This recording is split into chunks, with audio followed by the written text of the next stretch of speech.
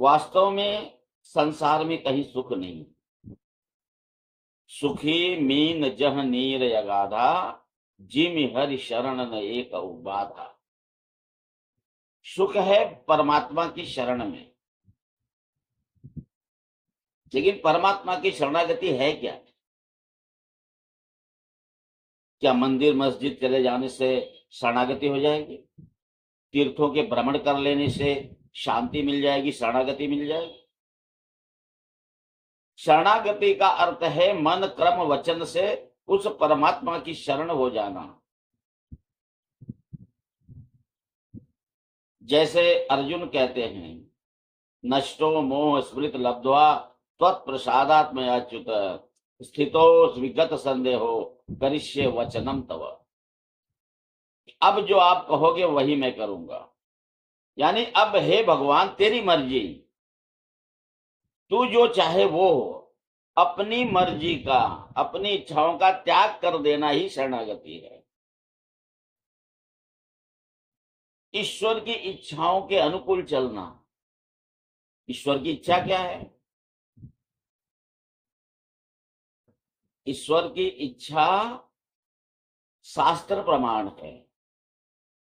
शास्त्र है, संत है, उनके अनुसार चलना। गुरु है, गुरु के अनुसार चलना। क्योंकि संत और गुरु भगवंत के स्वरूप होते हैं, प्रकट स्वरूप है भगवान के।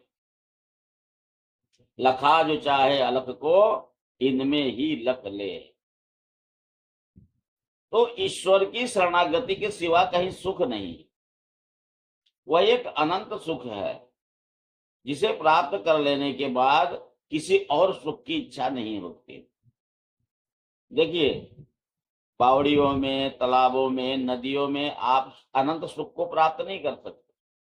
मछली बावड़ी में रहती है, तालाब में रहती है, नदियों में रहती है, पर वो अत्यंत सुखी नहीं होती। कब सुखी होती है? सुखी मीन जह नीर यगाधा। अनंत सागर को प्राप्त हो जाने के बाद वह सुखी हो जाती। वैसे ही मन है, मन सुख को खोज रहा है, और वो सुख क्या है? अनंत स्वरूप परमात्मा की शरणागति, अनंत स्वरूप परमात्मा की अनुभूति, अनंत स्वरूप परमात्मा में स्थिति। इसके सिवा कहीं सुख मिलने वाला नहीं। और सुख है, तभी तो सुख की खोज हो रही है।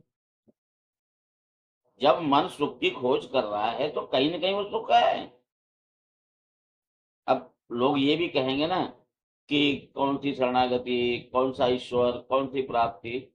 तो ये चीजें इसका ही प्रमाण है कि तुम किसी सुख को खोज रहे हो, यानी कि कोई सुख है।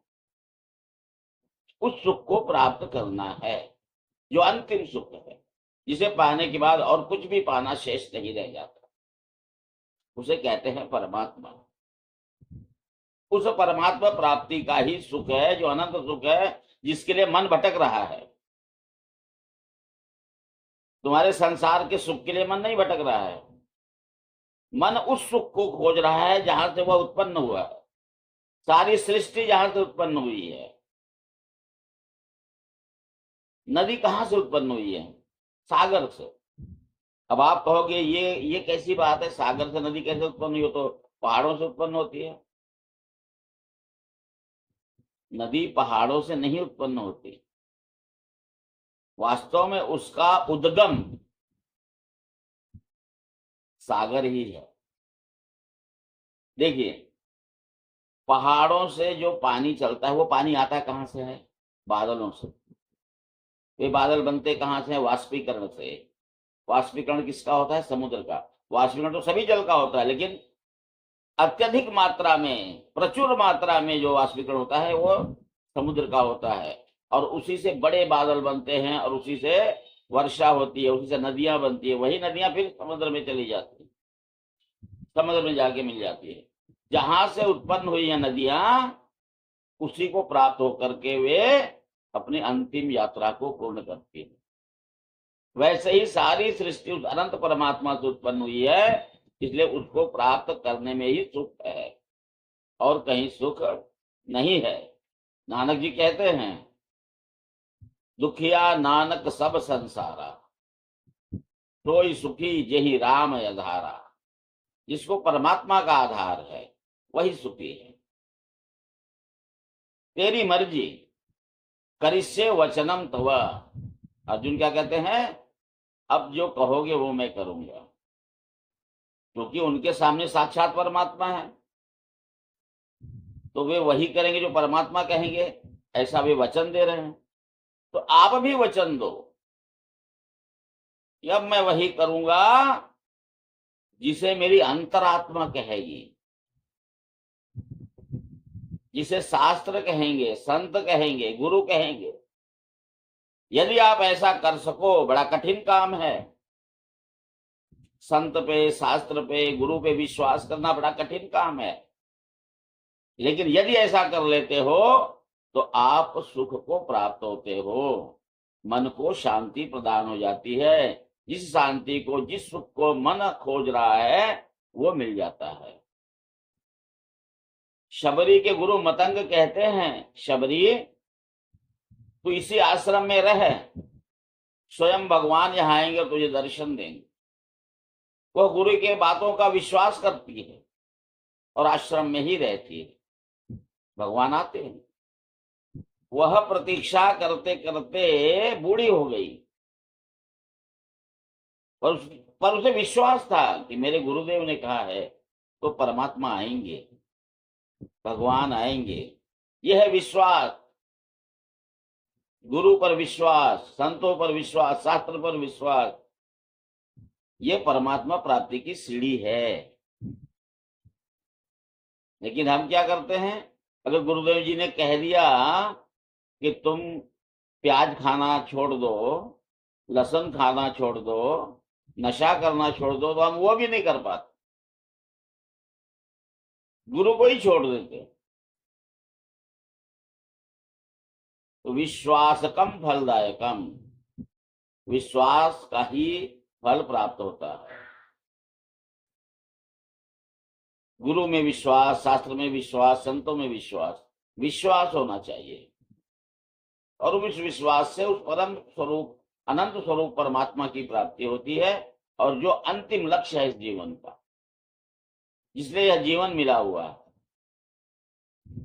और उसी सुख की खोज मन कर रहा है। इसी कारण वह किसी अन्य सुख से तृप्त नहीं होता, कोई नहीं सकता। नदी बिना सागर में मिले तृप्त नहीं हो सकती, क्योंकि उसका उद्गम ही सागर है। हमारा उद्गम क्या है? परमात्मा। तो जब तक हम पुनः परमात्मा में स्थित नहीं हो जाते, परमात्मा को प्राप्त नहीं कर लेते, तब तक सुख मिल ही नहीं सकता, संभव ही नहीं है। अगर संपत्ति में सुख होता तो इतने संपत्ति वाले सुखी हो जाते, पर कोई सुखी हो गया। पत्नी में सुख होता तो इतने लोगों ने तो विवाह कर रखा है, पर कोई सुखी है? नहीं है। संपत्ति में सुख नहीं है, पत्नी में सुख नहीं है, मित्र में सुख है। यदि मित्र में भी सुख होता तो इतने सारे मित्र आप सुखी हो जाते। सब कुछ प्राप्त करने के बाद भी सुख प्राप्त नहीं होता। संपत्ति प्राप्त हो जाती है लेकिन सुख प्राप्त नहीं होता, इच्छाएं समाप्त नहीं होती। इच्छाएं जब तक समाप्त नहीं हो जाए तब तक समझो सुख नहीं मिला है। और इच्छाएं कब समाप्त होती हैं? जब सागर से मिल जाती है नदी, तब उसकी और कोई इच्छा शेष नहीं रह जाती, कि उससे बड़ा कुछ है ही नहीं प्राप्त करने के। तो वैसे ही हमारे लिए परमात्मा से बड़ा और कुछ भी प्राप्त करने योग्य नहीं है। वह अंतिम सत्य है, जिसे प्राप्त करना हमारा कर्तव्य है, और जिसे प्राप्त करने के बाद ही मन को शांति प्राप्त हो सकती है। किसी और प्राप्ति से वह शांत नहीं हो सकता। मन सदैव अशांत ही रहेगा। कुछ भी प्राप्त कर लो, कितना भी प्राप्त कर लो, मन शांत नहीं हो सकता। मन कब शांत होगा? जब परमात्मा प्राप्ति, उसके पहले सुख संभव नहीं है। लेकिन हम क्या कर रहे हैं? हम संसार की प्राप्ति में ही लगे हुए हैं। हमें लगता है ये मिल जाए, वो मिल जाए, यहाँ चले जाएं, वहां चले जाएं, यहाँ घूम ले, वहां घूम ले, सब कुछ कर लेते हैं और अंत में खाली हाथ, कुछ भी प्राप्त नहीं होता। कितने तीर्थ, कितने व्रत कर लिए, ठीक है कि यहाँ सुख मिल जाएगा, वहां सुख मिल जाएगा, सुख कहीं नहीं है। सुखी मीन जह नीर अगाधा, जी में हरि शरण न एक बाधा। परमात्मा की शरणागति के सिवा कहीं सुख नहीं है। अब उस परमात्मा की शरणागति इतनी आसानी से प्राप्त नहीं होती। सदगुरु के आदेश से प्राप्त होती है, संतों के वाणी से प्राप्त होती है, शास्त्र के मार्गदर्शन से प्राप्त होती है। तो हमें सदगुरु का, संत का, शास्त्र का सम्मान करना चाहिए, उनका अनुसरण करना चाहिए, उनके बताए हुए मार्गों पे चलना चाहिए। तभी परमात्मा प्राप्ति होगी और तभी मनुष्य सुखी हो सकेगा, तभी मन शांत होगा। इसके सिवा कोई मार्ग नहीं है। तुम कितने भी संसार में लगे रहो, कितना भी तुम कह दो मैं सुखी हूं, तुम सुखी हो नहीं। क्या अंबानी सुखी? क्या पीएम सीएम सुखी? कोई सुखी नहीं है।